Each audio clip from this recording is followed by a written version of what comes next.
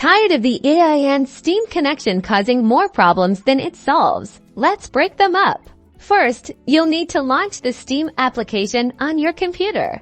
Next, click on your profile name located in the upper right-hand corner of the Steam window. From the drop-down menu, select Account Details. On the Account Details page, scroll down and click on View Licenses and Product Key Activations. Locate the AI game you want to disconnect from your AI account. Make a note of the product key, if visible, as you may need it later. Now, open a web browser and navigate to the AI Help website. Help you log into your AI account associated with your Steam account.